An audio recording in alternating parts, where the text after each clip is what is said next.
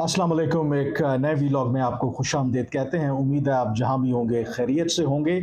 इमरान खान के ज़वाल की कहानी उनके एक करीबी दोस्त की ज़ुबानी। जी हाँ, ये टाइटल है मेरे आज के वीडियो का। और यकीनी तौर पर जो तहरीक इंसाफ के सपोर्टर्स हैं वो ये कह रहे होंगे कि आप कैसे कह सकते हैं कि इमरान खान का ज़वाल आ गया है। बिल्कुल, लेकिन जो मौजूदा इस वक्त जो सूरत हाल है उसको देखते हुए जो इमरान खान के इस वक्त हालात हैं, तो यकीनी तौर पर उनका इमीडिएटली कम बैक करना किसी मोर्चे से कम नहीं है। और मैं ये क्यों कह रहा हूँ कि इमरान खान पर अभी जो डिक्लाइन है, उसकी वजह ये है कि इमरान खान साहब के पास बहुत से ऐसे मौके थे कि अगर उस वक्त वो ठीक फैसले करते तो यकीनी तौर पर आज शायद उनका जो सियासी मुस्तकबिल है वो बिल्कुल मुख्तलिफ होता, और आज इस तरीके से वो आइसोलेशन का शिकार ना होते, और यकीनी तौर पर ऐन मुमकिन था कि वो एक दफ़ा फिर पाकिस्तान के जो वज़ीर आज़म है वो मुंतखब हो जाते।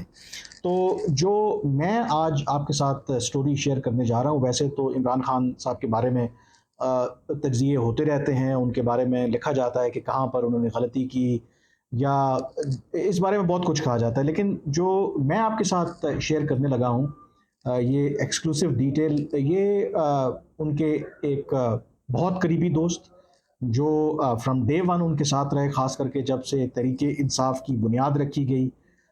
27-28 साल का उनका इमरान खान के साथ साथ रहा, और हर उतार चढ़ाव में वो इमरान खान साहब के साथ रहे। जो स्ट्रगल जितनी इमरान खान साहब ने की वो उनके साथ रहे, और जब इमरान खान को इक़्तिदार मिला तो वो उनके साथ रहे। फिर इमरान खान को इक़्तिदार से निकाला गया तो वो भी उनके साथ थे। और अब से कुछ रोज़ पहले या कुछ दिन पहले उन्होंने इमरान खान से वो अलग हो गए हैं। और क्यों अलग हुए हैं, मैं नाम, ज़ाहिर है कि उन्होंने मुझसे ये प्रॉमिस लिया कि आप मेरा नाम नहीं लेंगे, क्योंकि पहले तो वो बात करना नहीं चाहते थे। तो जब उन्होंने बात की तो मैंने उनसे 2-3 चीज़ें पूछी, क्योंकि ज़ाहिर है कि इमरान खान को वो इतने करीब से जानते थे, इतना करीब से उन्होंने देखा। तो मैंने उनसे पूछा कि आखिर इमरान खान के ये जो डिक्लाइन की और ज़वाल की वजह क्या है? तो बड़ी इंटरेस्टिंग उन्होंने ऑब्जर्वेशन दी इस बुनियाद पर कि आप मेरा नाम नहीं लेंगे। हो सकता है कि फ्यूचर में जाके वो पब्लिकली भी इन चीज़ों को कह दें, लेकिन जिस तरह की उनकी पर्सनैलिटी है तो शायद वो मेरा ख़्याल में पसंद नहीं करेंगे कि वो उनका नाम सामने आए, क्योंकि ये भी हमारे यहाँ एक समझ लें कि एक कल्चर है, एक रवादारी होती है कि इतना अरसा आप अगर किसी के साथ रहे, तो जब आपने उनको छोड़ दिया है या अब उनके साथ मुंसलिक नहीं है, तो शायद इट डजंट फील अप्रोप्रिएट कि अब आप उनका उस तरीके से नाम लें। बट नेवरदलेस जो उनकी ऑब्जर्वेशंस हैं, वो इमरान खान को उन्होंने गाली नहीं दी, लेकिन जो उनकी ऑब्जर्वेशंस हैं वो दैट मीन्स अ लॉट। उसके दो हिस्से हैं आई थिंक इमरान खान के।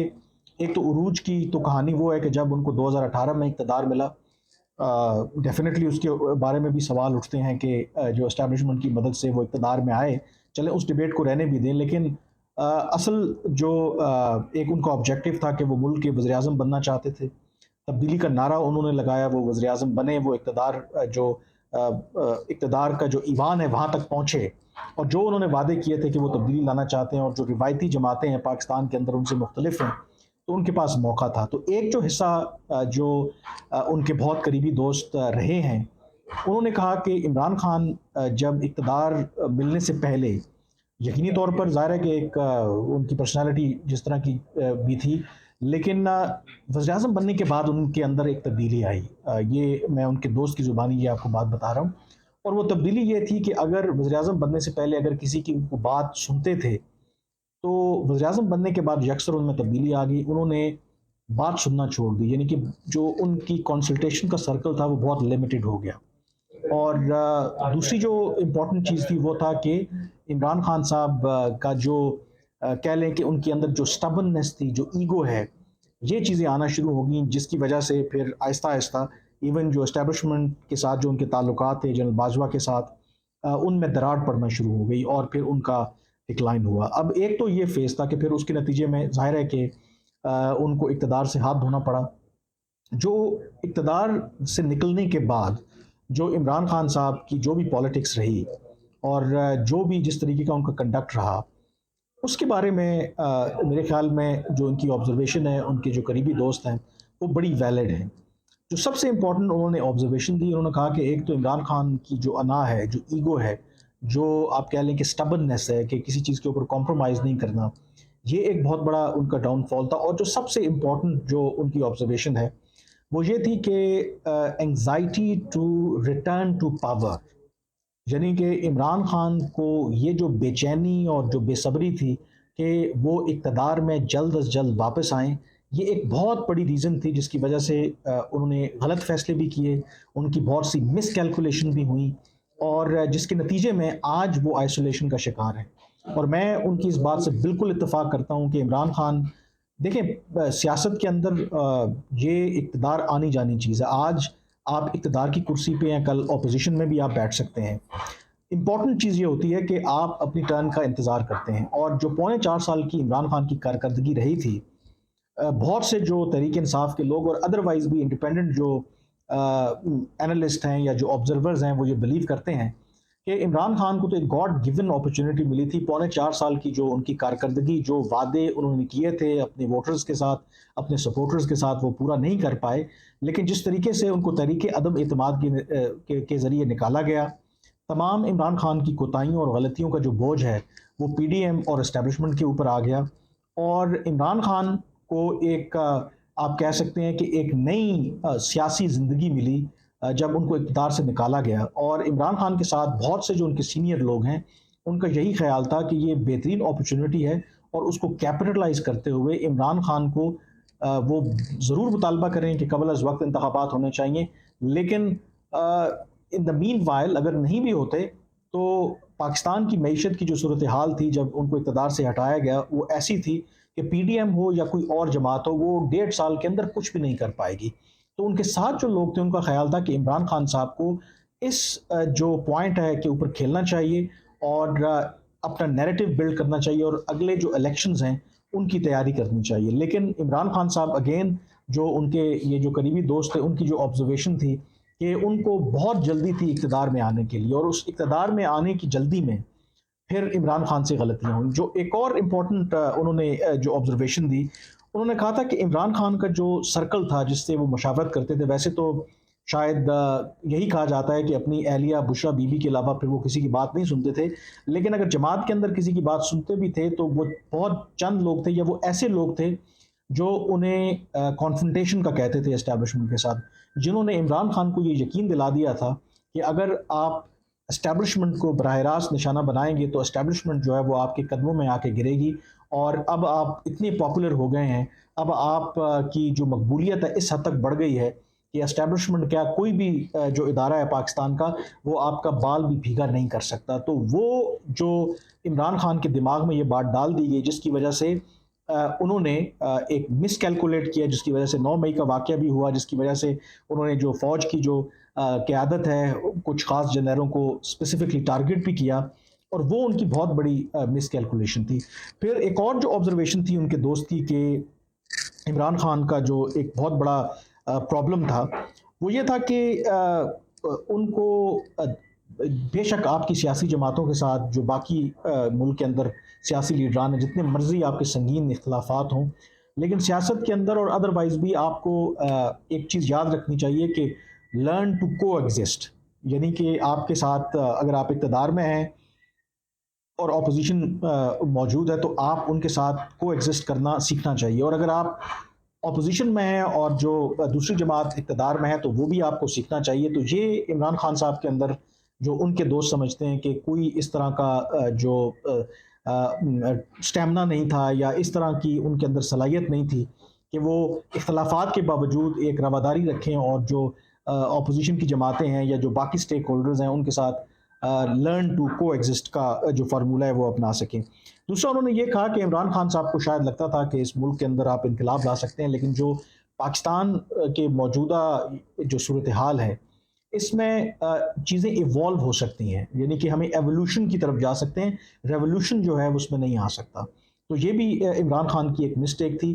तो ये बुनियादी तौर पर जो इमरान खान के करीबी जो दोस्त थे, उनकी ऑब्जर्वेशन थी और बहुत वो उनके करीब रहे हैं। मैं ये कोई एक्सेजरेशन नहीं है, वो इमरान खान साहब के बारे में कहते हैं कि इनका जो ईगो है, जो इनकी स्टबर्ननेस है, जो एरोगेंस है, फिर उसके अलावा जो इम्पेशंस हैं इनके, और ये जो बेसब्री है इक़्तिदार के उनको फौरी मिले, ये वो बुनियादी इमरान खान के अंदर जो फ्लॉ थे जिसके नतीजे में इमरान खान का आज ये एक डिक्लाइन हुआ है। वजह कोई भी हो, जो इतना तेज़ी से उनके बहुत से सीनियर लोग उनको छोड़ के जा रहे हैं, उसकी वजह भी यही है। और इमरान खान का यही वो कह रहे हैं कि इसकी वजह है कि इमरान खान का इतना जो है वो डाउनफॉल और डिक्लाइन आया है। तो ये कुछ ऑब्जर्वेशन थी इमरान खान साहब के बारे में, और ये बात उनकी बिल्कुल ठीक है। मैं कल बजट जब पेश हुआ तो मैं यही सोच रहा था कि अगर इमरान खान असम्बलियों से इस्तीफ़ा ना देते और लीडर ऑफ द अपोजिशन होते और इसहाक डार साहब बजट पेश कर रहे होते और जो पीटीआई के तमाम जो एमएनएज़ वहाँ पे मौजूद होते, तो इमेजिन करें कि वहाँ पर क्या सीन होता और कितना दबाव होता है इस हुकूमत के ऊपर। और अदरवाइज़ भी जो पाकिस्तान की जितनी एक फ्रेजाइल डेमोक्रेसी है, लूली लंगी जमहूरियत है, मुल्क की जो तमाम जो सियासी क़यादत है, इख्तिलाफ़ात उनके जितने मर्ज़ी होते, वो पार्लियामेंट के अंदर मौजूद होते, तो it would have been good for democracy. और एक और जो चीज़ कि अगर इमरान खान साहब इस्तीफ़ा ना देते, पंजाब और केपी की जो असम्बलियाँ हैं या हुकूमतें उनको ना छोड़ते, तो आप बिलीव करें कि इमरान खान के सामने ये जो पीडीएम की हुकूमत है, इस तरीके से टिक ना सकती। और जो उनको मुतालबा था कबल अज़ वक़्त इंतखाबात का, वो उनको मानना पड़ता। इस तरीके से जो चेंजेस ये कर रहे हैं, जो कवानीन में तब्दीलियाँ कर रहे हैं, जो चेयरमैन नैब इन्होंने लगाया, वो इस तरीके से ना लगा सकते। तो इमरान खान अपने आप को शायद खुद एक कानून समझते थे, खुद एक सिस्टम समझते थे। सबसे बड़ी गलती इमरान खान की यही है कि वो ये समझते थे कि सिर्फ वही वो हैं और बाकी मुल्क के अंदर जो एस्टैब्लिशमेंट हो या फिर बाकी सियासी जमातें हों, ये बिल्कुल मैटर ही नहीं करती। और यही आई थिंक मैं इसमें अपना एक एडिशन कर रहा हूँ कि इमरान खान की बहुत बड़े डिक्लाइन की वजह है। अगर इमरान खान सियासतदान होते, तो ट्रस्ट मी, आज इमरान खान इस पोजीशन में होते कि वो बगैर कुछ किए अगर थोड़ा सा स्मार्टली प्ले करते, असम्बली के अंदर मौजूद रहते, तो आई बेट के इमरान खान को दोबारा वज़ीर-ए-आज़म बनने से कोई नहीं रोक सकता था। लेकिन उन्होंने अपने आप को इस सिस्टम से अलग करके, असम्बलियों से निकल के, पंजाब और केपी की असम्बलियाँ तोड़ के ये तासुर दिया कि वो इस सिस्टम से बिल्कुल अलग हैं, बल्कि एक स्पॉइलर का उन्होंने किरदार अदा किया। और कई मौक़े एस्टैब्लिशमेंट ने भी दिए, पीडीएम की भी हुकूमत ने दिए, लेकिन इमरान खान साहब का ख़्याल था कि वो तन-तनहा जो ये लड़ाई लड़ सकते हैं, और अब उनको रियलाइज़ हुआ है कि ये लड़ाई तन-तनहा नहीं लड़ी जा सकती। आप सोशल मीडिया के ऊपर देख लें या अदरवाइज़ देख लें, कितने लोग हैं जो अब इमरान खान के हक़ में बयानियाँ दे रहे हैं। कितने लोग हैं जो उनके हक़ में उस तरीके से खुलकर ट्वीट कर रहे हैं, because they know the consequences कि अगर आप ऐसे करेंगे। और इस तमाम के जो ज़िम्मेदार हैं, वो इमरान खान खुद हैं। और यकीनी तौर पर Imran Khan as a sportsman पूरी दुनिया में उनको एक इज़्ज़त की नज़र से देखा जाता है। इसमें कोई शक नहीं है कि वो बहुत बड़े स्पोर्ट्समैन थे। एक उनका एक अपना करिश्मा है, एक बहुत ज़्यादा उनकी एक अपील है। लेकिन सम और दी अदर लगता है कि ये कुदरत का निज़ाम है कि जहाँ अल्लाह ताला आपको इतनी क्वालिटीज़ से नवाज़ता है, शायद आपके अंदर एक कुछ ऐसी ख़ामी रख देता है, जो वो तमाम आपकी क्वालिटीज़ पर भारी पड़ती है। और इस केस के अंदर बेशक जो तहरीक इंसाफ के लोग हैं वो इससे इत्तेफाक नहीं करेंगे। आई थिंक इमरान खान की जो एरोगेंस है, जो ईगो है, जो स्टबर्ननेस है, आई थिंक ये बहुत बड़ी वजह है कि आज इमरान खान बावजूद इतनी क्वालिटीज़ पोजेस करने के इतनी मुश्किलात से दो चार हैं। और यहाँ से उनके लिए कम बैक करना, सियासत में तो वैसे कुछ भी नहीं कह सकते, लेकिन यहाँ से उनका इस तरीके से कम बैक करना आई थिंक किसी मोर्चे से कम नहीं होगा। आज के वीलॉग से इतना ही, मुझे इजाज़त दीजिए। अल्लाह हाफ़िज़।